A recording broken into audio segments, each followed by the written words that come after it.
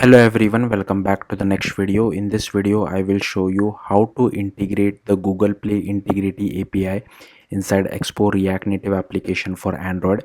So the Google Play Integrity API is Android specific.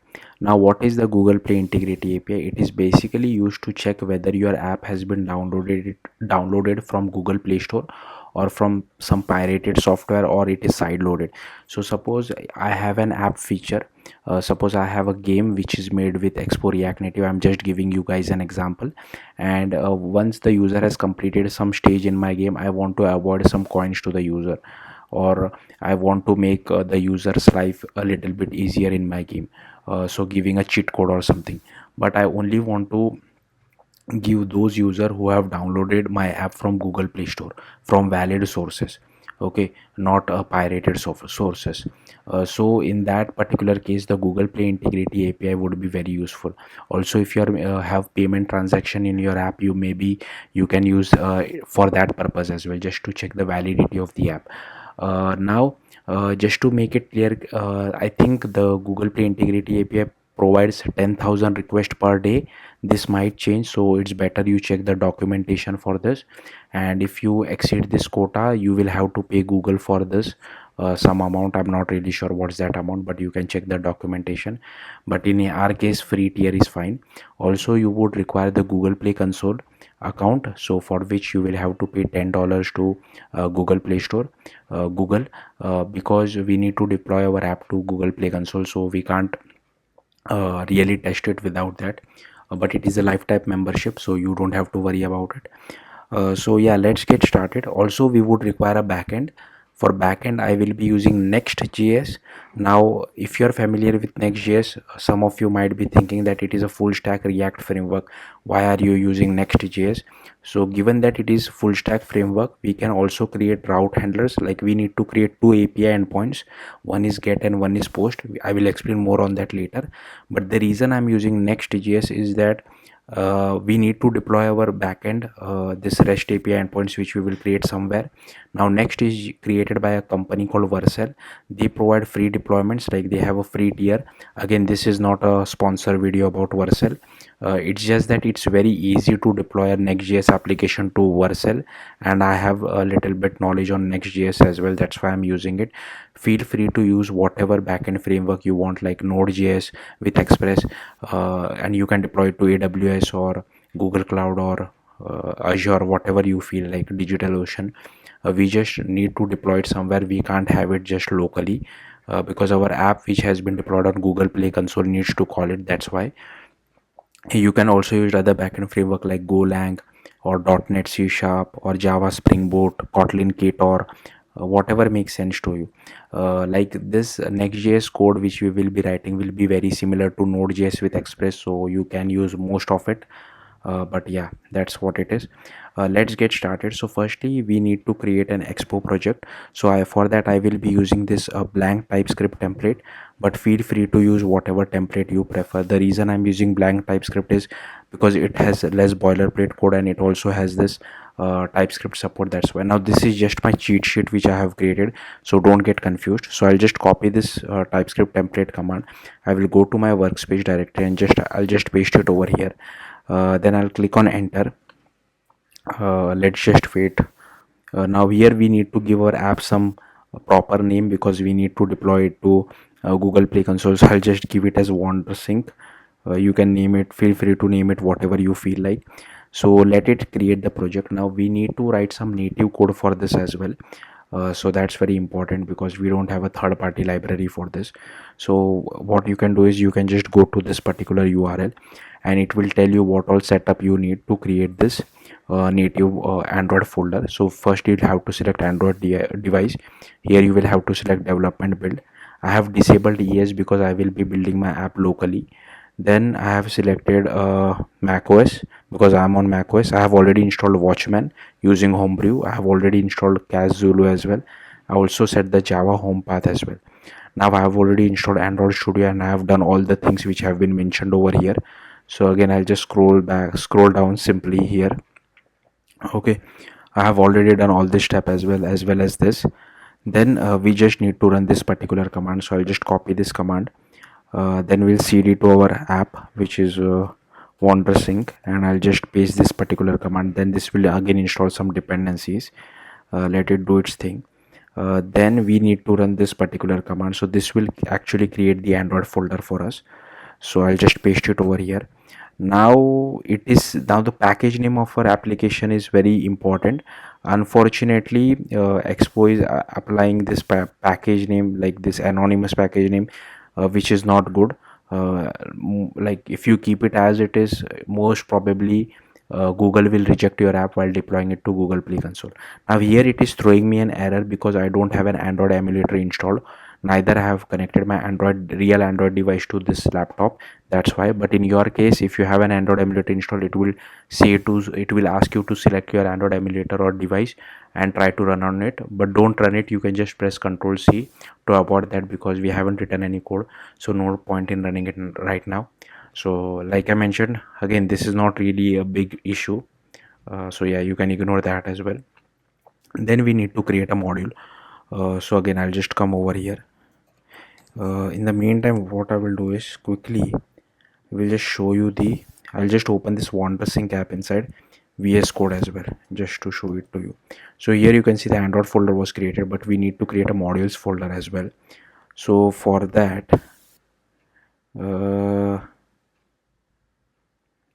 okay, so for that I'll just scroll up again.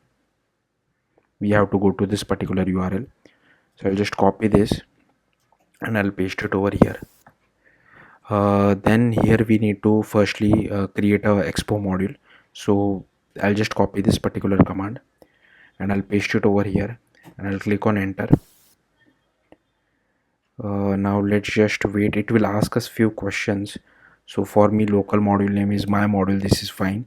This is also fine. I'll click on enter again. This what should be the Android package name? So this is also fine for me. So I'll just click on enter as well. So let it do its thing. Okay, so it has created the module for us. If you go back to your project, here you can see here we have the modules folder. Okay, so this is done as well. Okay, so I will just remove this particular Expo cheat sheet, that is its job is done. Then the next thing is you will have to go to Google Cloud Console, because we need to create a Google Cloud project. Now use the same account, like same Gmail account which you will be using for Google Play Console, because in the end we need to link those two projects. If you use different account, then you won't be able to find your project. Okay, so let's just create a project. So I can just click on this. I can click on new project. I will again name it the same thing, WanderSync. Okay, I think I removed it. I'll just type it out manually. Write your own project name, and I'll just click on create. Let's just wait for this to finish. So as you can see, it is still creating the project. Then we have to enable the Google Play Integrity API. Okay, so here is my project created. I'll click on select project. So inside your drop down you should see WanderSync or whatever project name you have created. Then click on API and services. Here click on enable API and services, and here I will just search for Play Integrity. I'll click search. Then I will click on Google Play Integrity API, and I'll click on enable. Okay, so let it enable this Google Play Integrity API.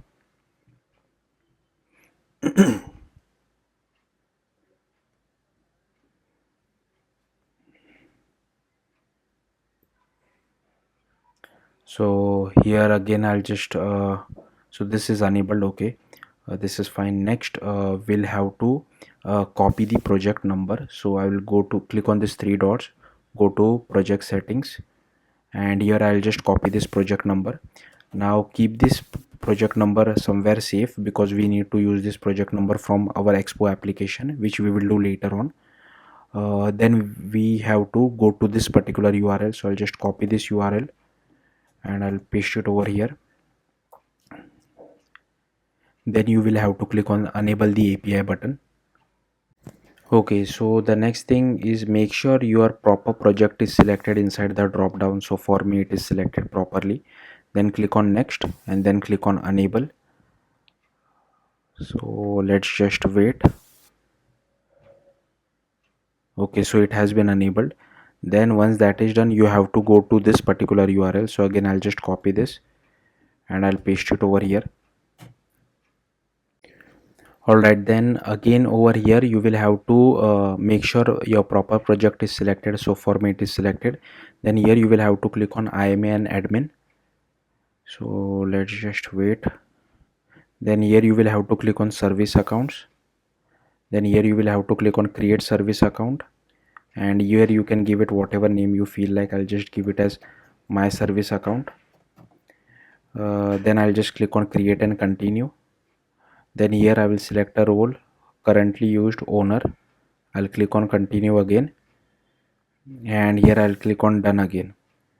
Okay, so this is done, and then here I will click on create service account again. Sorry, not, I'll just go back. Sorry, I'll just have to click on this three dots, and here I'll have to click on manage keys, and here I have to click on add a key, create new key, select key type as JSON, and I'll click on create. Now it will download a JSON file for us. Again, keep this file handy because this file needs to be used from the server side or from the backend side. Okay, so this is done as well. Now what we will do is I will just go back one folder because I want to create our backend application, so I don't want to create it inside our actual Expo project.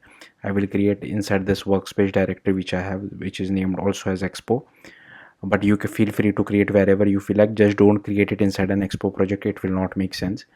So this is the Next.js documentation. So this will tell us how to create a Next.js application. Again, feel free to use your own backend framework. The only reason I'm using Next.js is because it is easy to deploy with Vercel. But yeah, feel free to use whatever you feel like, but you need to deploy it somewhere. So keep that in mind. So now I will just copy this particular link to create the application. I'll paste it over here, but I won't press enter. I'll just remove all this, and here I will just name it as my backend. You can name it whatever you feel like. Now this Next.js thing will ask us few questions. So I want to use TypeScript, I want ESLint, I don't want Tailwind CSS, I want the src directory, I want to use app router, I don't want TurboPack, and I don't want this customize the import alias as well. Now this will again install some npm modules. So what I will do is I will open a new VS Code instance or a window, and I will open this backend application which I have created as well. So here is my backend application. So it is installing the node module, so let it do its thing. But in the meantime, what we can do is we can just go to the downloads folder and we can just drag and drop this .json file inside the root of our project. So yeah, here is our .json file. Then to create an API, you will have to go to the src app folder, and here we'll have to name the folder as API. So this is also very important. You have to name it as API. Inside API, you can name the folder whatever you feel like. So I'll just name it as users, but you can name it whatever you feel like. And inside users, I will create one file as route.ts. Now here I will write two API endpoints. One is get and post. First I'll copy the code and then I'll explain it to you what exactly we are doing. So here you can see our node module setup was also done. So I will just cd to my backend app because we need to install one dependencies as well. So I'll clear everything out. So I have cd to my backend app. The next thing is I have pasted out all the code from route.ts.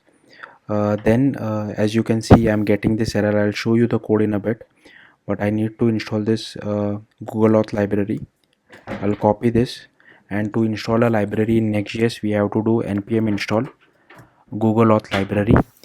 Now the procedure will be the same if you are using Node.js, but if you are using any other backend framework, you will have to check how to install this Google Auth library.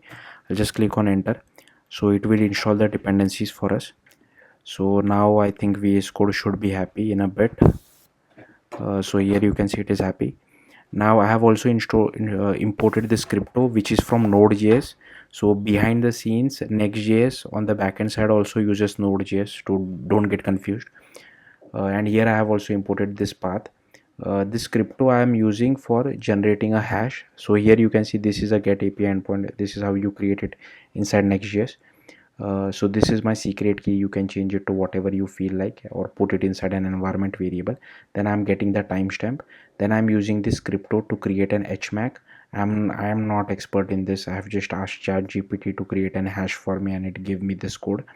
And here we update it with my app data and passing our timestamp to it, and the digest is of hex. So you can check how to create in your own backend framework. If you are using Node.js with Express or Fastify or Nest.js, then the code will be pretty much the same. Then here we response the hash back to our application. So what our application will do, first call this particular API. It will get the hash.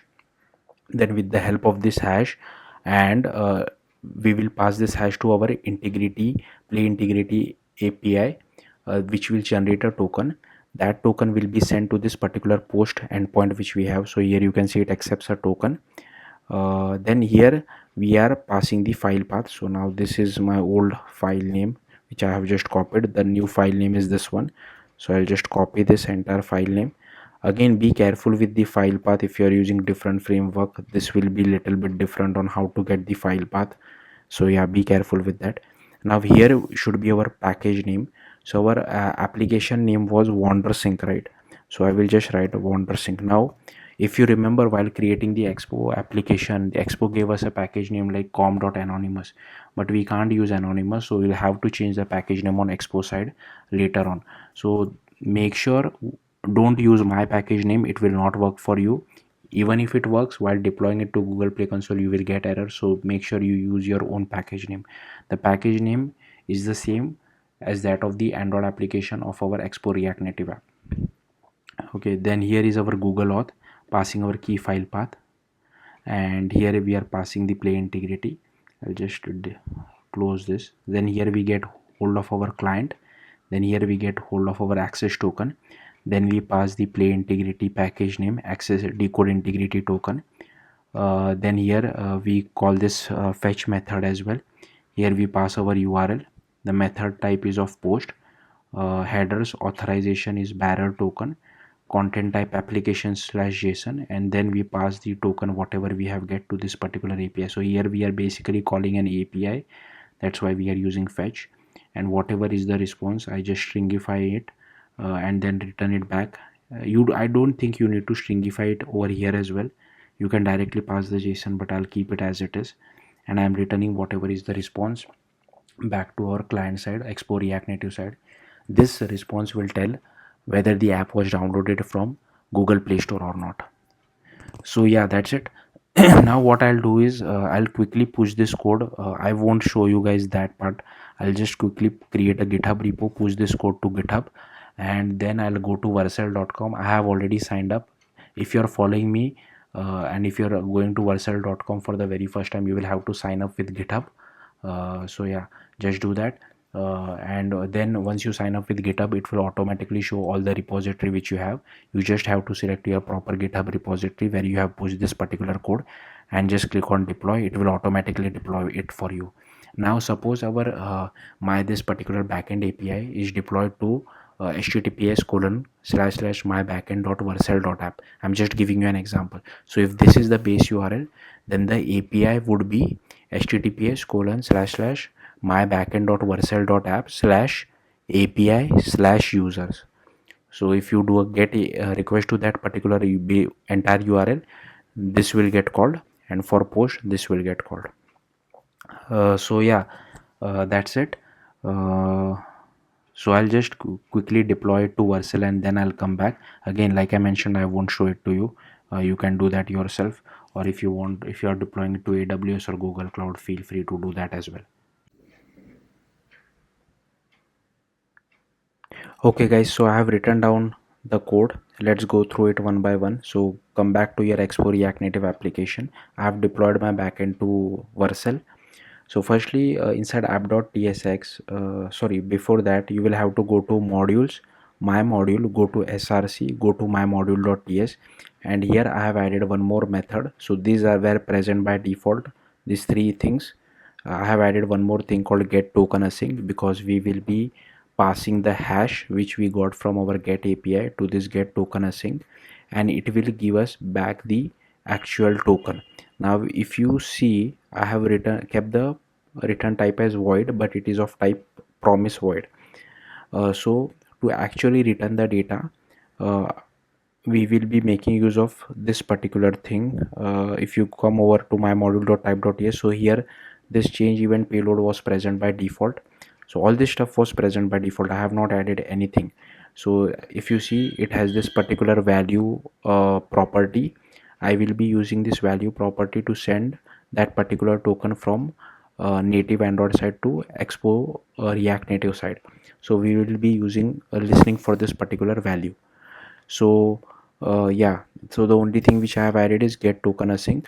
So next go to app.tsx, and here I have imported use effect as well as use state.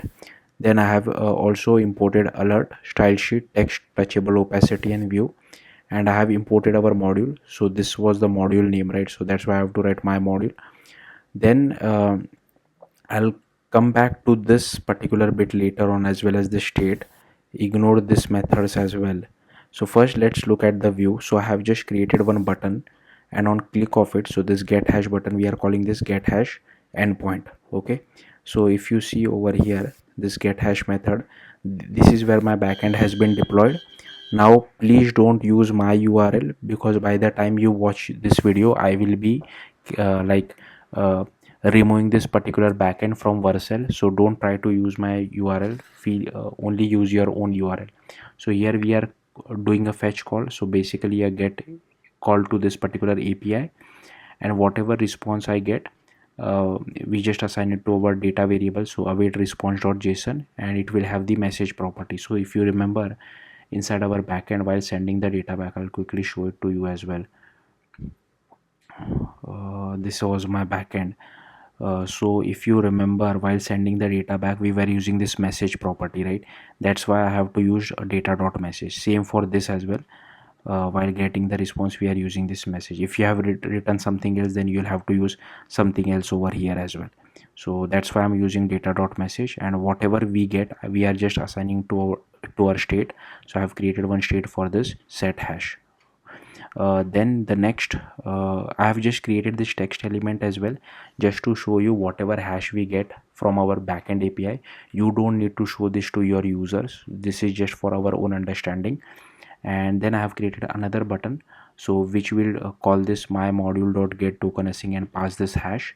And once we click on it, it will at the very end send us the token back once it has finished generating the token on the native side. So inside this use effect, we are listening for that. So here I am just doing my module.add listener. Now again, this on change event is present by default when we create an Expo native Android module. That's why I'm not created this by myself. And we are listening for this data.value property. If it is not equal to undefined, null or empty string, then only we get the value. Okay, and once we have the value of the token, we call the post API. So if you see the post API method, here again we are calling this particular URL. We have method type is post. This is our headers. We are stringifying our token, and then we get again back the response, and whatever is the response, so this response will be pretty big.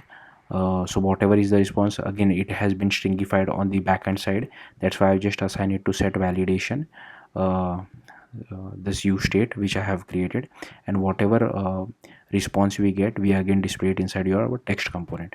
Now in real app, you will not create these buttons, right? So you can either check as soon as your app is launched, you can make this get API and get hash API call.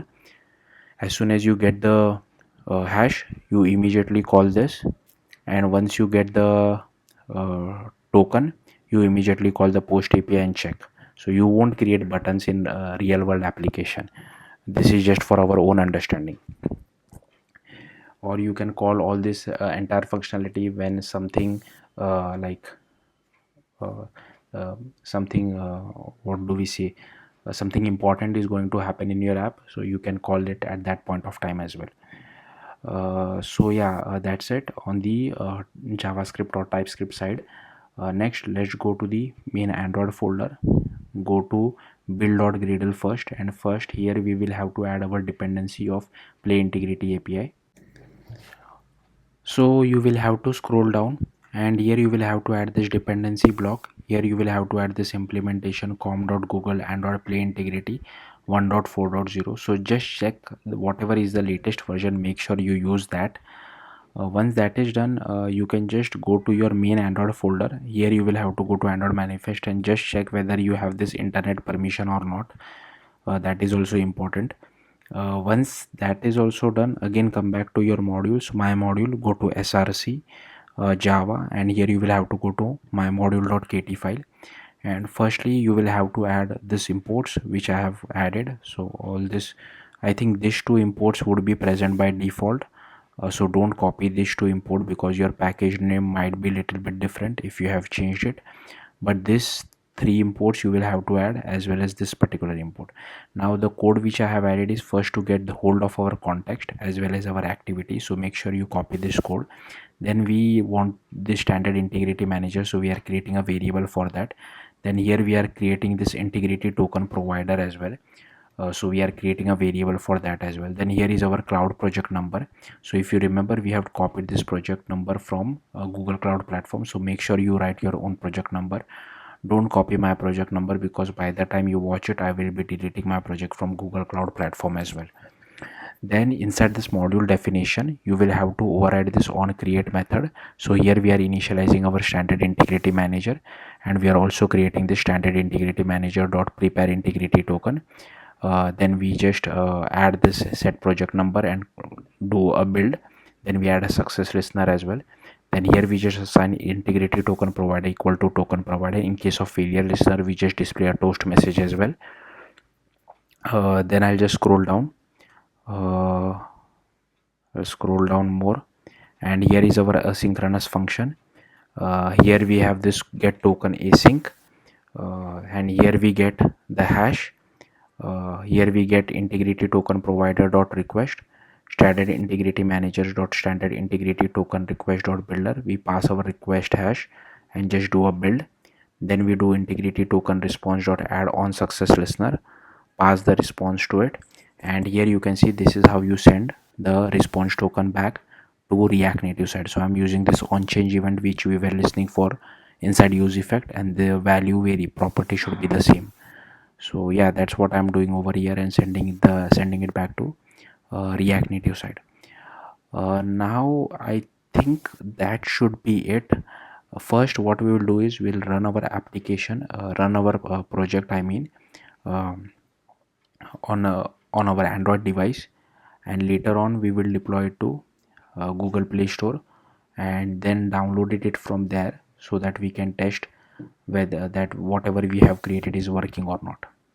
So first install this application on a real Android device. Don't even install it on emulator, but you can install it manually by running the Expo command. Okay guys, so one big thing which I forgot before running our project is we need to change the package name. If you remember, it was com.anonymous, right? Yeah, I don't even know the spelling of it. Yeah, I'll just copy out anonymous, and if you closely look, I'll just open my backend application one more time. I think the wander sync was small, so it was, everything was small. So I'll just copy this and we'll have to change it everywhere. So firstly I'll have to go to app.json and I'll have to change it over here. I'll just do this. Then I'll have to go to the build.gradle. So I have just searched using the VS Code search functionality just so that it is easy for me. Change it over here as well. I'll change it over here as well. Okay, once that is done, uh, let's see, inside Android manifest also we'll have to change, so I'll just change it over here as well. Then inside main activity package name I'll have to change, so I'll just change it here, and in main application.kt also I need to change, so I'll change it over here. Now if you look, there is one more thing here. if you go to the main Android folder, in main java.com, here the package folder name is also anonymous, which I don't want. I want it coding with nobody. So I'll just click on this. I'll change it with coding with nobody. And for WanderSync, everything is small. So again, change that as well. So something like this. Let's see. In debug there is nothing. So yeah, I think that should be it. Yeah, now let me try to run my application and come back. Alright, so here I have my app running on a real Android device. Again, I have not tested this, so hopefully it works. I'll click on this get hash button, and here you can see we are able to see the hash which was generated from our backend. Now I'll click on validate, and here you can see this is a big response, but just concentrate on this app integrity, app recognition verdict, and it is unrecognized version. That means the app has not been downloaded it from Google Play Store. It has been sideloaded, or uh, it has been downloaded it from some other place. So that's our hint that you have to block your app. You have to block this particular user from accessing other features. Okay, so here now I am on Google Play console, and firstly you will have to click on this create app button. Okay, so here I will just enter my app name. App or game, I'll just select app. If you want, you can select game as well. Here it is free. I'll select this. I'll click on create app. Let's just wait for this to finish.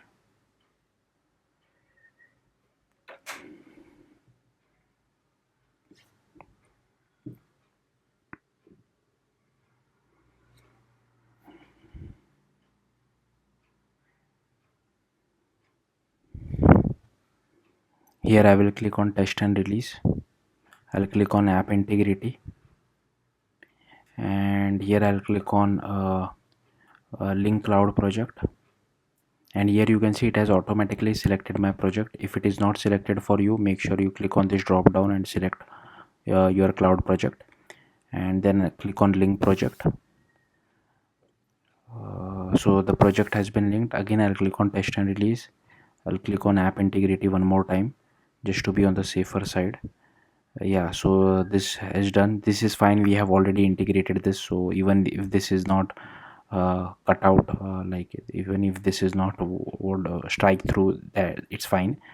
So yeah, let's just then go back to, then you will have to go to test and release. You will have to go to testing. You will have to go to internal testing as well. So I'll just select this particular option. uh, then here I'll just click on create new release.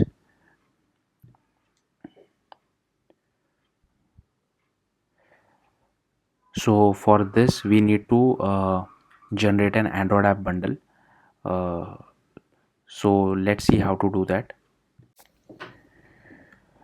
Now to generate the Android app bundle, typically what I do is I just open this Android folder inside Android Studio, but Expo I think might have given some commands in their documentation. I haven't really checked, because typically I follow this particular way, but you are feel free to use whatever way you want to generate the Android app bundle, which we will be deploying to Google Play console.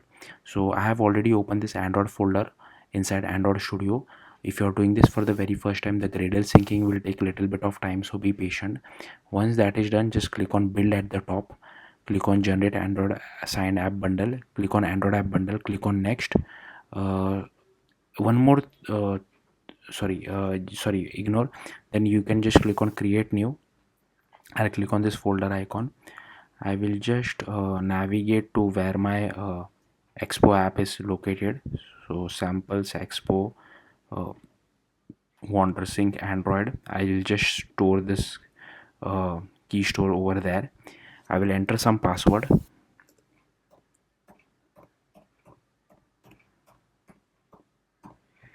I'll enter password over here as well. Okay, alias name I'll keep it as key 0. Then I'll enter a password for this as well, and I'll enter a password for this as well. Then here you can just enter the first name, which is fine. Rest everything I'll keep blank. I'll click on OK. I'll click on remember password checkbox. I'll click on next. I'll click on release. I'll click on create.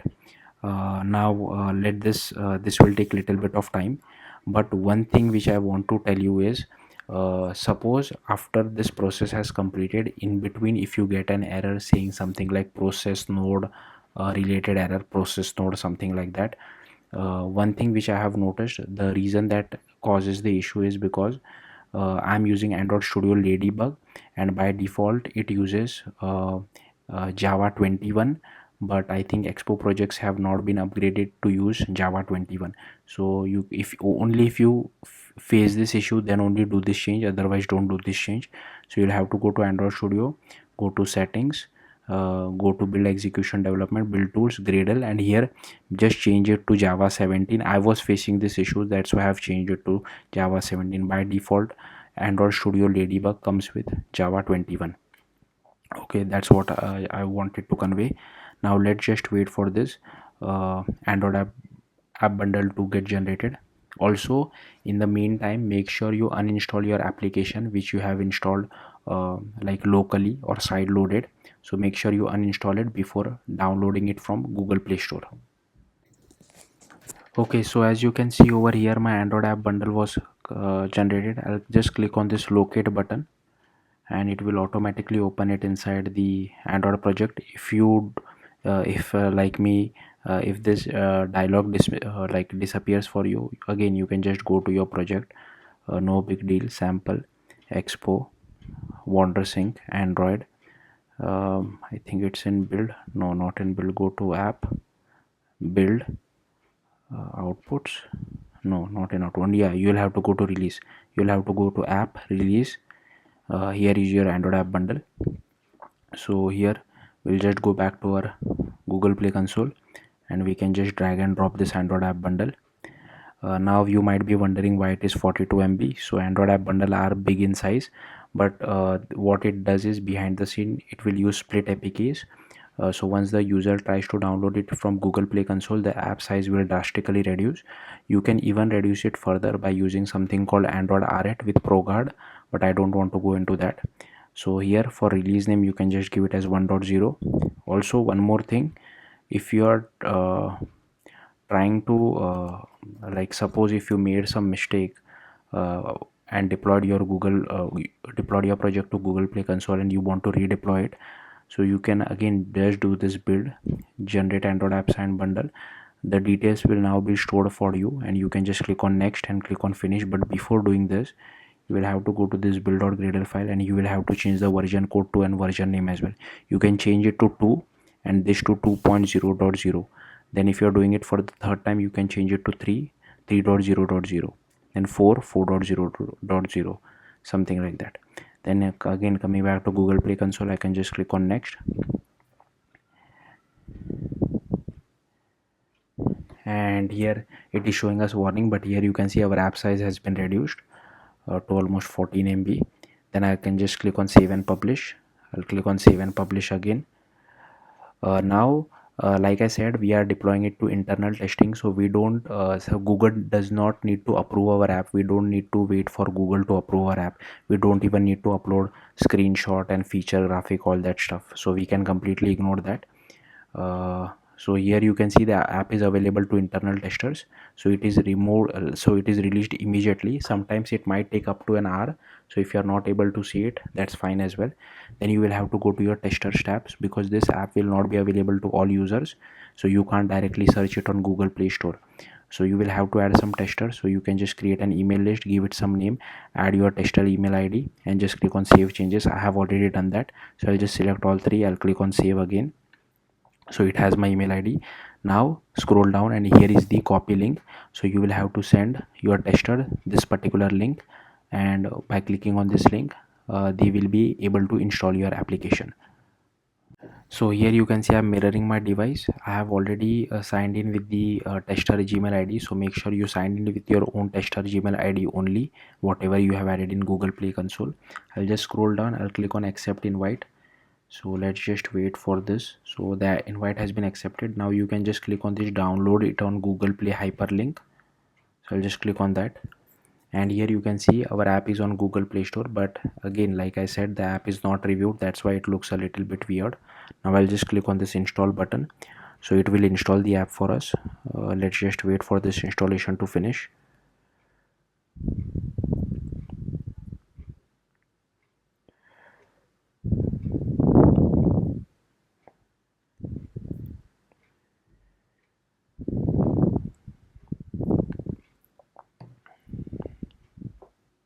So here installation is done. I'll click on open. So here is our app. I'll click on this get hash button. So here you can see we have received our hash. Now I'll click on validate, and here if you see the app integrity, app recognition verdict, play recognized, that means the app was downloaded from Google Play Store. So yeah, that's it. Thank you for watching. Bye.